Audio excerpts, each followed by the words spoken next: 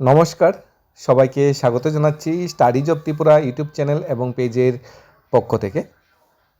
আমরা আজ আরও একটি বিশেষ চাকরির আপডেট নিয়ে এসেছি, যেখানে ত্রিপুরার একটি সরকারি চাকরি যার ফাইনাল মেরিট লিস্ট প্রকাশিত হয়েছে। মেরিট লিস্টে যারা যারা স্থান পেয়েছে সবাইকে কংগ্রেস, অভিনন্দন জানাচ্ছি। স্বচ্ছতা মেনে আরেকটি চাকরির প্রসেস কমপ্লিট হলো। অফার জয়েনিং বিষয়ে এই চাকরির কী আপডেট আছে সে বিষয়ে আমরা জানার চেষ্টা করব। পাশাপাশি ত্রিপুরা আরেকটি সরকারি চাকরির প্রসেস যেটা গত 4 বছর ধরে ঝুলছে, 2022, 23, 24, 25, 26, সেটা হলো স্পেশাল এক্সিকিউটিভ। স্পেশাল এক্সিকিউটিভ চাকরি প্রার্থীরা বারবারই বিভিন্ন কমেন্ট বক্সে এসে কমেন্ট করছে যে স্পেশাল এক্সিকিউটিভ বিষয়ে কী আপডেট আছে, স্পেশাল এক্সিকিউটিভ মেরিট লিস্ট কবে প্রকাশিত হবে। বারবার মুখ্যমন্ত্রী থেকে শুরু করে আমাদের মাননীয় মন্ত্রী সুশান্ত জ্যোতি, মাননীয় মন্ত্রী টিঙ্কুরাই থেকে শুরু করে অর্থমন্ত্রী থেকে শুরু করে বারবার সবাই প্রতিশ্রুতি দিয়ে যাচ্ছে। সেই প্রতিশ্রুতি মোতাবেক স্পেশাল এক্সিকিউটিভ মেরিট লিস্ট প্রকাশিত হচ্ছে না কেন, সেই বিষয়ে কী আপডেট আছে সেটা আমরা জানার চেষ্টা করব। প্রথমত যে মেরিট লিস্টটা প্রকাশিত হয়েছে, যারা যারা মেরিট লিস্টে স্থান পেয়েছে তাদের নামগুলো আমরা দেখে নিই। পট্রয় চক্রবর্তী, অনুরাগ নান, গোপা সাহা, অপরূপা দাস, তানবীর খান, সান্নালী কর, তনিষা দত্ত, রিয়া সরকার, সেবিকা দেববর্মা, বিশাল দেববর্মা, পছন্দের সরকার এবং নিকিতা দেববর্মা। তারা সবাই মেরিট লিস্টে স্থান পেয়েছে। প্রথমত রিটেন শর্ট এন্ড টেস্ট হয়েছিল। Short and test out of 100 যারা কোয়ালিফাই করেছে তাদের মধ্যে থেকে রিটেন টেস্ট হয়েছে আউট অফ 85। তারপর তাদের মধ্যে থেকে ভাইভা হয়েছে 15, অর্থাৎ টোটাল 200 মার্কসের পুরো এক্সামটা হয়েছিল শর্ট এন্ড রিটেন ভাইভা। এই 200 মার্কসের এক্সামে তারা ইউআর SC/ST ক্যাটাগরি তারা মেরিট লিস্টে প্রকাশিত হয়েছে। যে জব অ্যাডভার্টাইজমেন্টের মেরিট লিস্টটা প্রকাশিত হয়েছে, অ্যাডভার্টাইজমেন্টটা বেরিয়েছিল ত্রিপুরা হাইকোর্ট থেকে 1/2024, 29/11/2024 জব নোটিফিকেশনটা বেরিয়েছিল।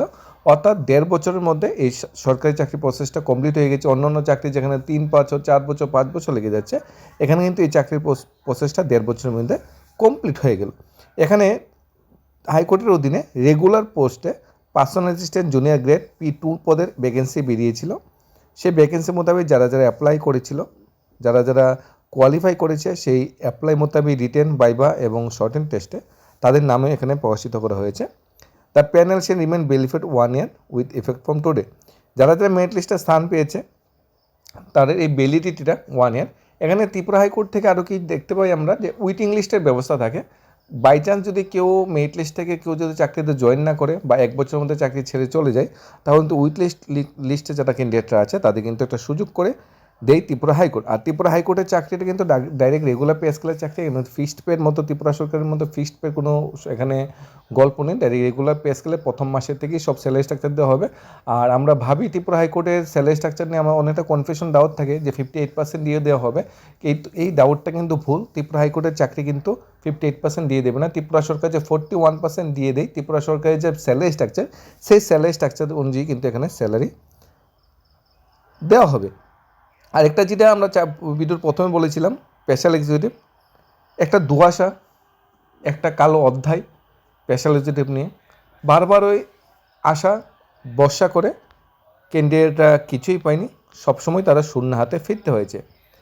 বিভিন্ন সময় স্পেশাল এক্সিকিউটিভরা যে চাকরি প্রার্থীরা তারা আন্দোলন প্রটেস্ট করেছে, সেটা ত্রিপুরা টাইমস হোক, ত্রিপুরা কর্নেল হোক, নর্থ ইস্ট টুডে হোক, APP লাইভ ইংলিশ হোক, ত্রিপুরা ইনফো হোক, তাছাড়া ত্রিপুরা টাইমস হোক কিংবা দ্য সেন্টিনেল হোক, বিভিন্ন যে পত্রপত্রিকা আছে, বিভিন্ন যে অনলাইন প্ল্যাটফর্মগুলো আছে, বিভিন্ন সংবাদপত্র বা বিভিন্ন যে চ্যানেলগুলো আছে, নিউজ চ্যানেলগুলো আছে, বারবারই তাদের আন্দোলনটা হাইলাইট হয়েছে। আন্দোলনটা আজ থেকে শুরু হয়নি, আন্দোলনটা 2024 থেকেই শুরু হয়েছিল। আন্দোলনটা 2025-এ হয়েছে। 26-এর দুর্গায় সেই আন্দোলনের পথে চাকরি প্রত্যাশী ভাইবোনরা বারবারই মাননীয় মুখ্যমন্ত্রী প্রতিশ্রুতি দিয়েছে। গত 2024-এ মাননীয় মুখ্যমন্ত্রী প্রতিশ্রুতি দিয়েছিল কিছুদিনের মধ্যে। 2024-এ মাননীয় মন্ত্রী টিঙ্কুরাই মোদী বলেছিল 45 দিনের মধ্যে। মাননীয় মন্ত্রী সুশান্ত চৌধুরী বলেছিল 2022-এর ডিসেম্বরের মধ্যে কমপ্লিট হবে। বারবার মাননীয় মন্ত্রী থেকে শুরু করে যে প্রতিনিধিরা বারবার বিভিন্ন সময় বেকার চাকরি প্রত্যাশী ভাই বোনদের এই ধরনের প্রতিশ্রুতি দিয়ে আছে। কিন্তু প্রতিশ্রুতি শোনার পর সবাই যখন ঘরে বসে কিছু রিল্যাক্স ফিল করে যে আমরা সরকার বা দপ্তর থেকে আমাদের প্রতিশ্রুতি দিয়েছি, আমরা কিছু শান্তিতে থাকি, কিছুদিন ওয়েট করি, কিন্তু দেখা যাচ্ছে সেই যে শান্তিটা, সেই শান্তিটার বাস্তবায়ন আর হচ্ছে না। ওয়েট করতে করতে সময় চলে যাচ্ছে। এখন কথা হলো, এখন তো এডিসি নির্বাচনে কি স্পেশালিটি মেরিট টেস্ট প্রকাশ হবে? উত্তরটা যদি বলি, সংক্ষেপে যদি বলি, উত্তরটা হবে না। কেন বলছি না? স্পেশালিটিতে যে 6,700 ভ্যাকেন্সি ছিল, সেই ভ্যাকেন্সি মোতাবেক যারা দুইবার অ্যাপ্লাই করেছিল, সেই ভ্যাকেন্সি মোতাবেক বলা হয়েছিল যারা রিটেন হবে না, ভাইবার মাধ্যমে পুরো প্রসেসটা কমপ্লিট হবে। 1 নম্বর কোশ্চেন, কেন ফাইনাল মেরিট লিস্ট আসবে না? 1 নম্বর হলো, যেহেতু আরক্ষা দপ্তরের চাকরি, এসপিরও কিন্তু এইভাবে চাকরি হয়েছে, এসপির ব্যাপারটা আমরা আসছি না, যেহেতু আরক্ষা দপ্তরের চাকরি, পুলিশ ডিপার্টমেন্টের চাকরি, এখানে কিন্তু ফিজিক্যাল ফিটনেস টেস্ট হওয়ার প্রয়োজনীয়তা ছিল, যেটা কিন্তু প্রপারলি মেনটেন করিনি। প্রপারলি গাইডলাইন্স মেনটেন করে, প্রপারলি নিয়মকানুন মেনটেন করে গেলে ফিজিক্যাল ফিটনেস টেস্ট কিন্তু এখানে হয়নি। তাছাড়া ভাইবার মধ্যে অনেকটা গলদ ছিল, অনেক কিছু নিয়ম নীতি উল্লঙ্ঘন করা হয়েছে। এই চাকরিটা যদি এখন সরকার দিতে চায়, ফাইনাল মেরিট যদি এখন সরকার প্রকাশ করতে চায়, আইনি বেড়াজাল কিন্তু এখানে চলে আসবে। আইনি বেড়াজালে কিন্তু এই চাকরিটা কিন্তু কোর্টে কেস পর্যন্ত হতে পারে। এই ধরনের প্রস্তুতি চলছে, এই ধরনের যে আপডেট সেটা চলে আসছে। এর উপর ভিত্তি করে সরকার বা দপ্তর থেকে চিন্তাভাবনা করছে, আইন বিশেষজ্ঞদের সাথে কথা বলে চিন্তাভাবনা করছে, এই চাকরির প্রসেসটাকে কি আরেকটু স্বচ্ছভাবে মেনটেন করা যায়, আরেকটু স্বচ্ছতা আনা যায়, এই চাকরির প্রসেসটাকে নতুনভাবে একটু শুরু করে তার মধ্যে আরও কিছু টার্মস কন্ডিশন ঢুকানো যায়। যেরকম রিটেনের যদি থাকে, রিটেনের ব্যাপার যদি থাকে অ্যাড করা যেতে পারে, যেরকম ফিজিক্যাল ফিটনেস টেস্টের যদি ব্যাপার থাকে অ্যাড করা যেতে পারে, যাতে স্বচ্ছতার যে ভাবমুক্তিটা মাননীয় মুখ্যমন্ত্রী তৈরি করেছে, সে স্বচ্ছতা ভাবমুক্তিটা যাতে মানে ঠিকঠাক থাকে। যদি এরকম পরিস্থিতিতে কিন্তু এই চাকরিটা আইনি বেড়াজালে পড়বে না। তাই যতটুক শোনা যাচ্ছে, স্পেশালিটির চাকরি বিষয়ে এই মাসে বা সামনের মাসে নতুন একটা নোটিফিকেশন আসতে চলেছে, খুব শীঘ্রই, হয়তো এই মাসে ডিসি নির্বাচনের পরে নতুন একটা নোটিফিকেশন আসতে চলেছে। যে নোটিফিকেশনটা আসলে ক্লিয়ার হয়ে যাবে, কিছু পোস্ট সেখানে বাড়তে পারে, 200 থেকে 300 পোস্ট বাড়তে পারে। অলরেডি মন্ত্রিসভা সিদ্ধান্ত নিয়েছে 300খানার মতো পোস্ট বাড়বে, মার্চ মাসে অলরেডি সিদ্ধান্ত নিয়েছে। অর্থাৎ 6,067 না, 6,367খানা পোস্ট হচ্ছে, পোস্ট বাড়তে পারে।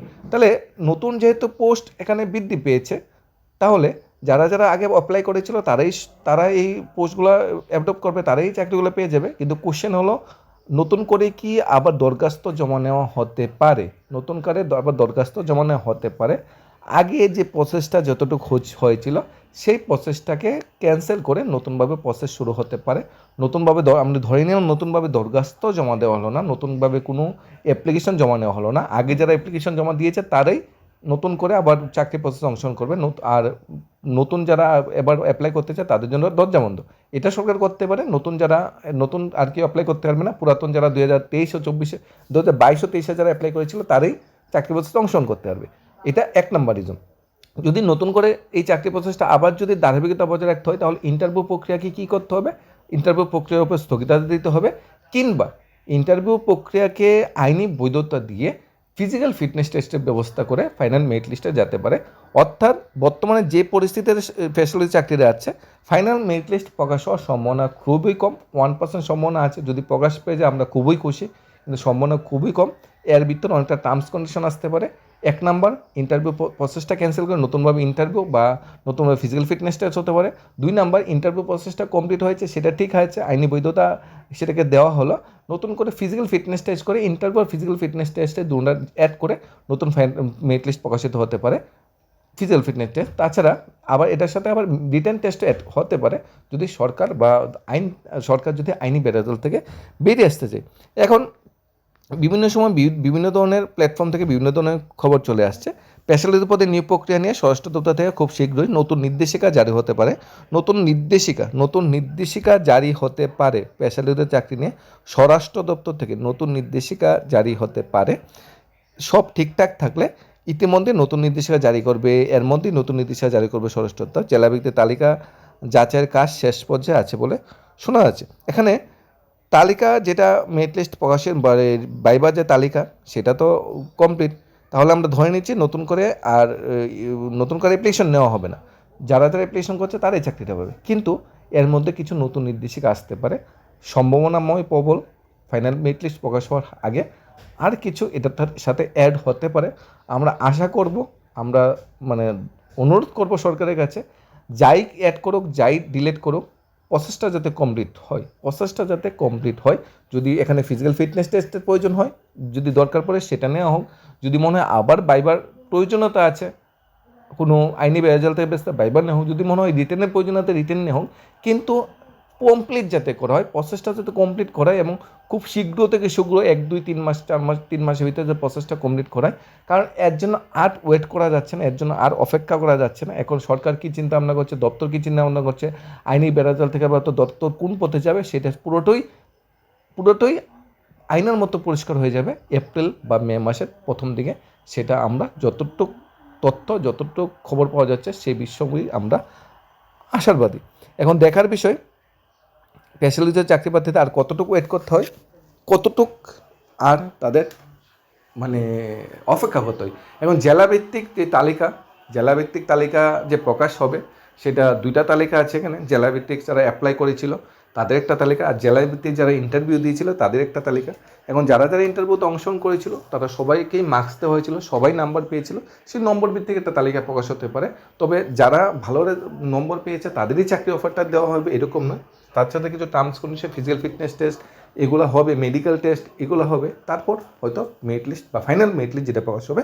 তবে এখন একটা মেরিট লিস্ট প্রকাশ হতে পারে ভাইবার মাধ্যমে, কিংবা বাইবাকে ওভারকাম করে ফিজিক্যাল ফিটনেস টেস্ট বা নতুন করে বাইরে থেকে রিটেনের কিছু অ্যাডলেস এখানে হতে পারে। যতটুকু শোনা যাচ্ছে আইনি দিকগুলা পুঙ্খানুপুঙ্খানুভাবে যাচাই করে সরকার স্টেপ বাই স্টেপ এগোচ্ছে, যাতে যারা চাকরি পাবে তাদের চাকরিতে যাতে কোশ্চেন না থাকে, তাদের চাকরি নিয়ে যাতে অ্যাটলিস্ট হাইকোর্টে বা সুপ্রিম কোর্টে কেস না হয়। ধন্যবাদ।